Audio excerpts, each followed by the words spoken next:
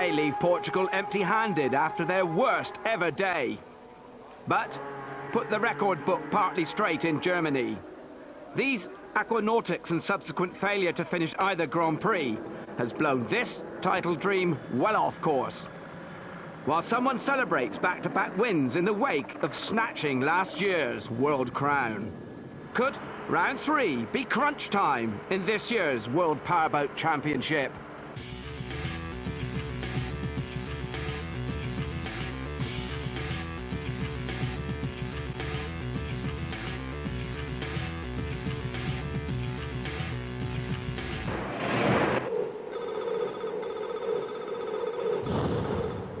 Plymouth, England, awaits. Set on the southerly shores of glorious Devon, Plymouth has witnessed many a bloody battle before, and still holds a crucial role in the formation of the country's defence. Although these days much of the naval hardware has been replaced by commercial development, and lots of visitors keen to experience a slice of maritime history. A natural amphitheatre for any waterborne activity, the famous Hoe lends itself to big boats and copious hospitality areas, as well as the big screens that transmit the drama from out at sea. Plenty of stunning action lies ahead, but first a visit from the city's mayor. Good evening, pleased to see you, thank you. Sorry we're a little bit late. And after a quick look around, an official welcome. So here we are in year 3, and I am absolutely delighted. The hospitality and VIP treatment at Plymouth on a par with anything found globally. But you can't dress up the weather, and Mother Nature's contribution on Saturday leaves much to be desired. Visibility is poor, and in the driving rain and low cloud, the time lapse to decide pole position become a bit of a lottery. Spirit of Norway go first, their time 3 minutes 31.27 seconds.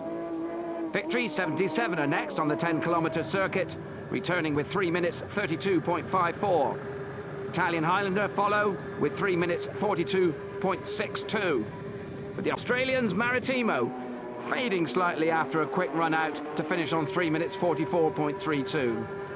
Jotun, in spite of that dodgy moment, recovered to 3 minutes 57.59. Gibolato's first attempt is 4 minutes 13, with Roscioli rounding off the first of the 3 allocated runs in 4 minutes 19.71. Average speed 138.63 kilometres an hour. Quite a deficit. Spirit of Norway's speed is over 170, and they sit tight while the rest make propeller changes for the remaining 2 runs. With Spirit of Norway watching and waiting, Victory 7 are quickest on the second runs, getting mighty close on 3 minutes 31.86. Jotun better their time by almost 7 seconds.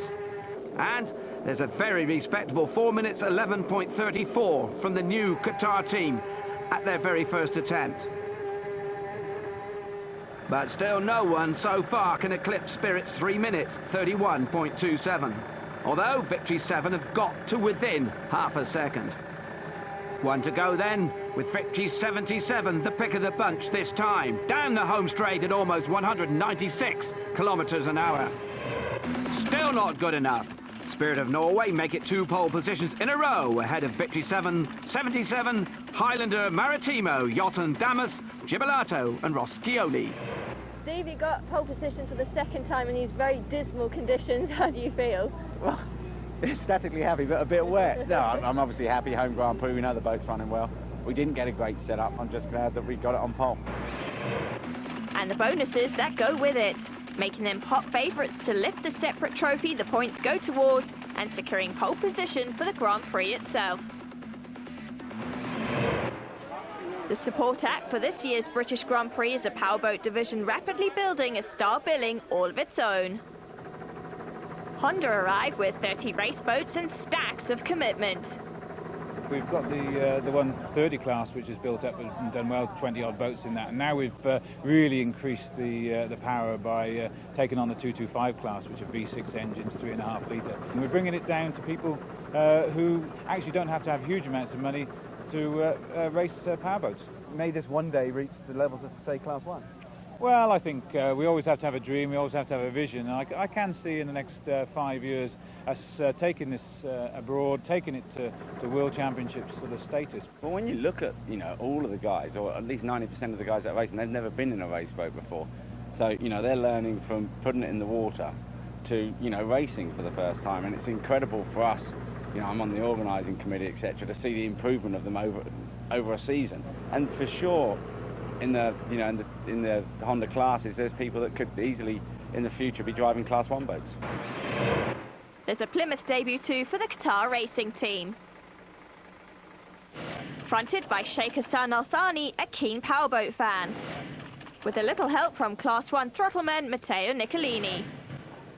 Their new boat arrives later in the season, so meanwhile they take over Christian Zanov's Damas.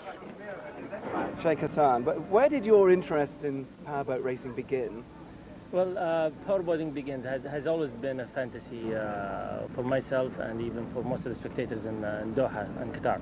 So that's not something new for us. But after the hosting of the first round for Qatar last year, the officials in the state of Qatar looked at Class 1 very seriously and decided to go ahead with the project of the Class 1 team.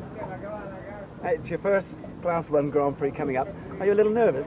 No, not at all. I'm certainly looking forward to it. I wish that this Sunday had come in a little bit earlier than today, but definitely I'm looking forward for today. How is the new man shaping up? The new man is okay. The new man is, how you call it, the blood is very cold of the new man, and this is the best things. You'll be looking forward to it then? Yeah. We will.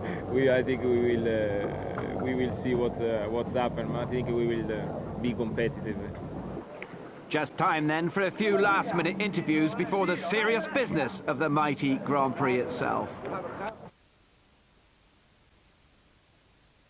Offshore powerboats assemble in anti-clockwise fashion on the world's finest stage.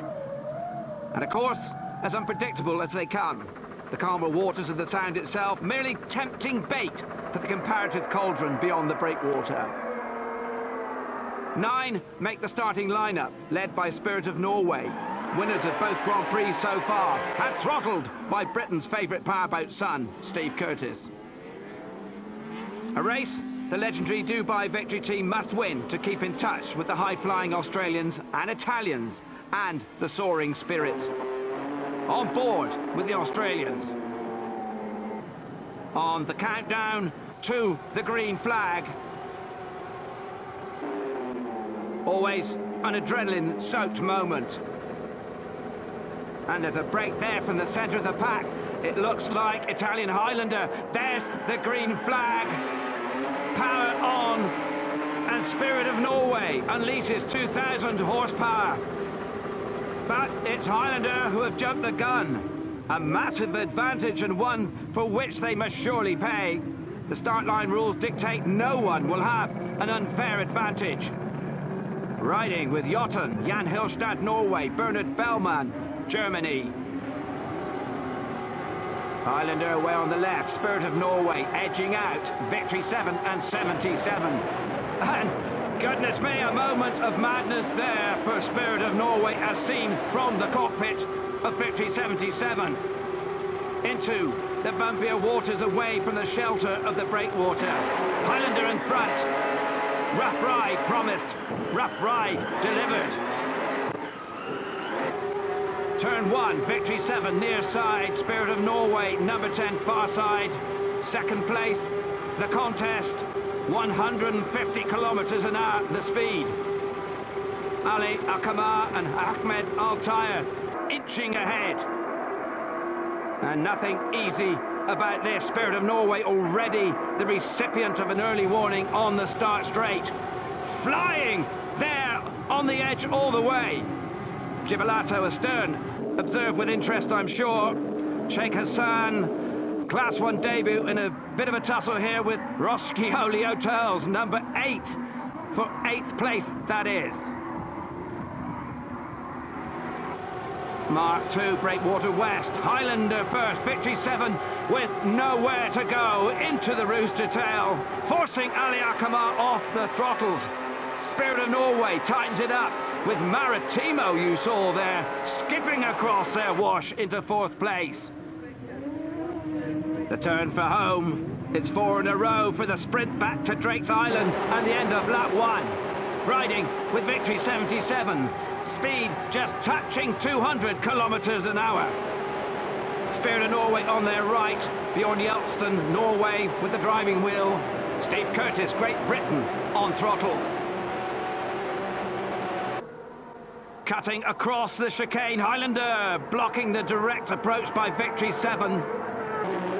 Riding here with Peter McGrath and Bill Barry Cotter, Australia, pushing Maritimo onto the inside of victory 77 for the long raking right-hand turn at the end of lap 1.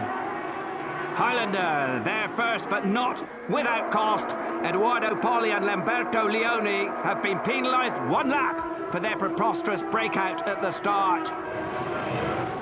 Looking back now, though, at the other angle, when Spirit of Norway almost paid the ultimate price. As close as you'll ever want to go with a 5-ton racing machine at 180 kilometres an hour.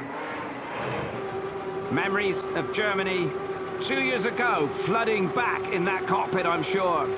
They survived, though, and technically in 2nd place. On board, victory 77, Maritimo moving through on their right, into the wash and across the drenching rooster tail of the Norwegians to take up 4th place. No shrinking violets, these Aussies. Not the best of starts for them on this occasion, but making up for it now on the drag race to Breakwater West for the 2nd time. Straightforward enough when looking down from the comfort of our helicopter. Far different from the confines of the tiny cockpit.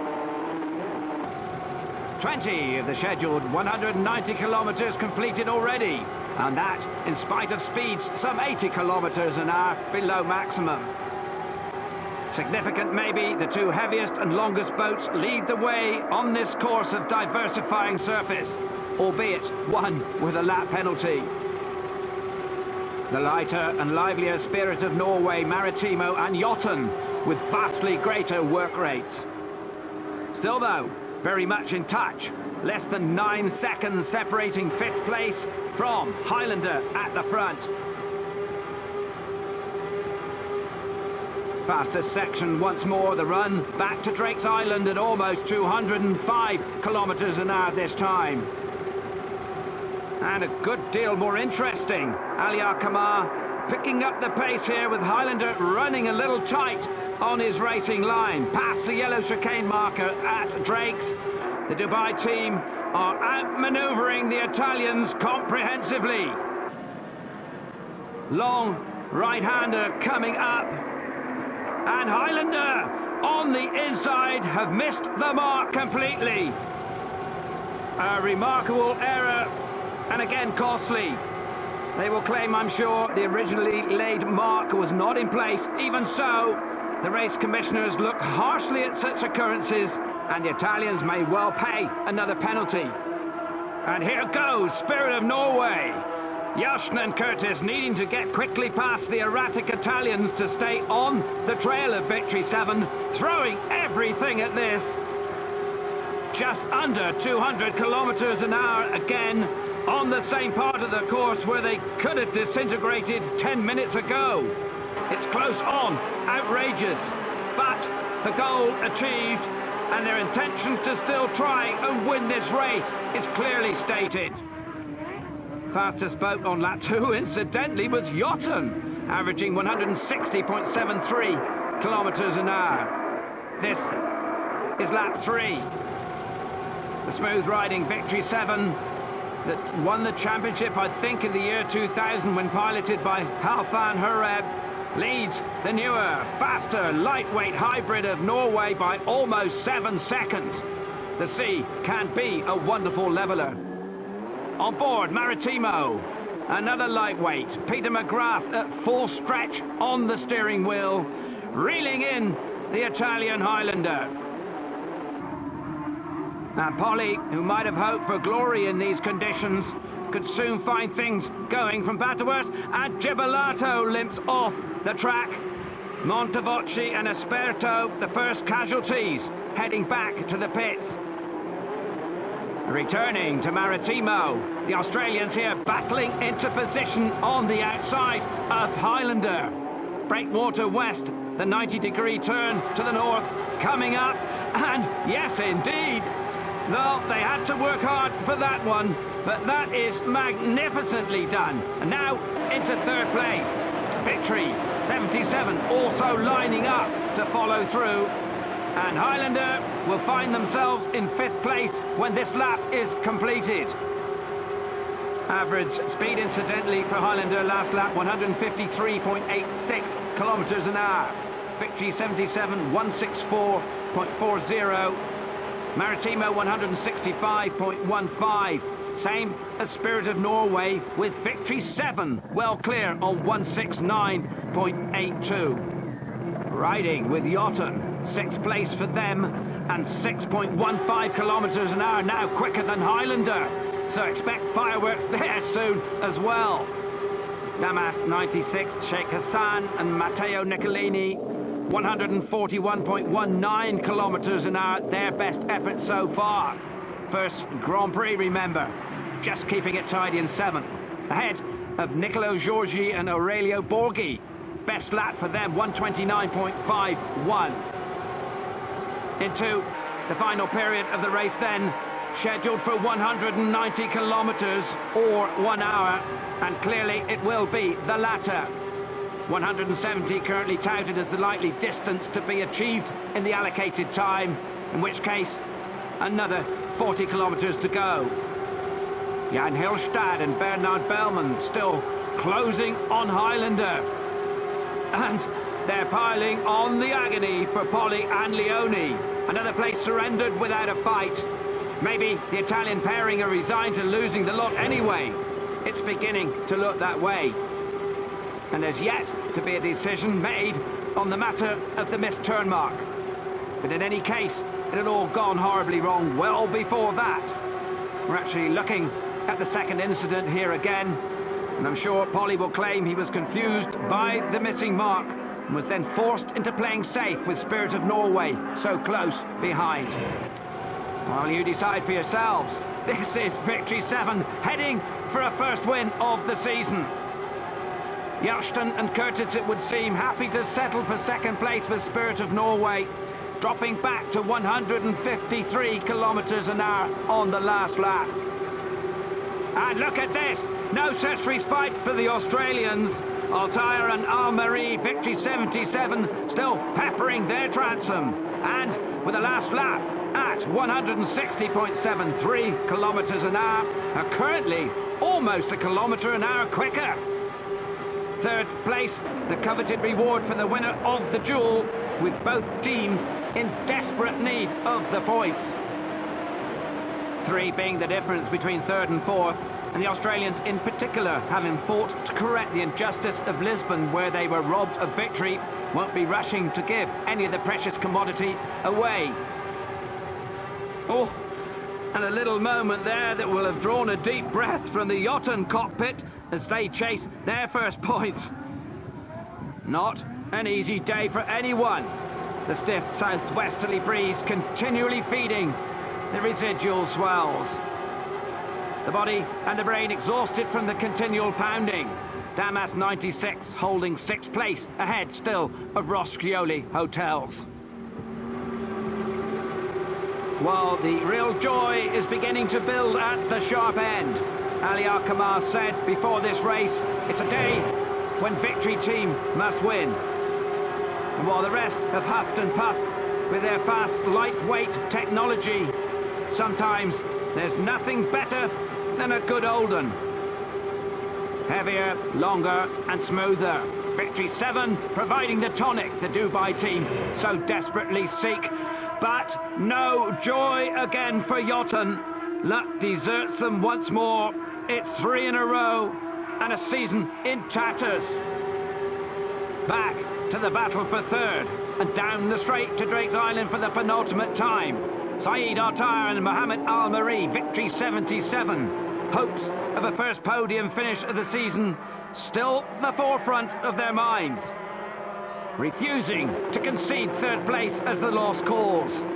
Cutting the corners as tight as they dare and piling up the pressure on the Australians in an attempt to force the error.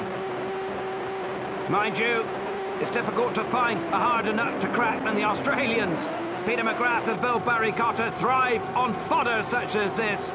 Catching them will be one thing, getting past something completely different. Last lap average speeds, by the way, Victory 77, 156.56 kilometres an hour. Maritimo 160.78, nothing in it.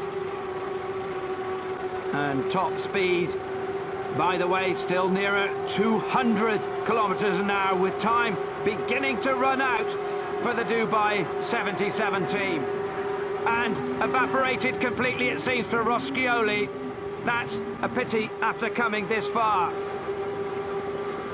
Long way too, of course, for Victory 7, but a return journey about to be made, much the sweeter by an emphatic result. Victory 7 apply the finishing touches, winning the Jervis Property British Grand Prix to keep alive their dream of winning the title for the first time. Spirit of Norway coming in at a canter for second. There they are, after a full-blooded contest for the most part, until eventually accepting there is no way on this particular day would Ali Alkamar and Ahmed Altayr step back from their commitment. And in the thick of it, Maritimo, withstanding the late assault from Saeed Altayr, almost back to his very best and looking in much better shape for round 4. It's rough there. You don't see it from down here because it's in the horizon, and I think it must be something like 5 to 6 feet wave, you know. I mean, we are glad to be in the first position. Crucial win then for the Dubai team, re-railing their championship bandwagon in the nick of time. Good day too for Norway and Australia, but almost a write-off for Italy. And always a good sign, most of the crowd staying behind to celebrate one of the best Class 1 events for years.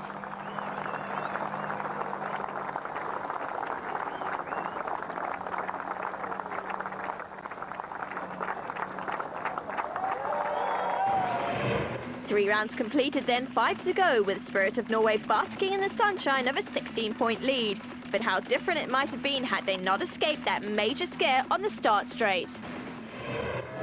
Oslo next. Jeltsin on home soil. Always difficult to beat, but never more so than here. The rest had better watch out.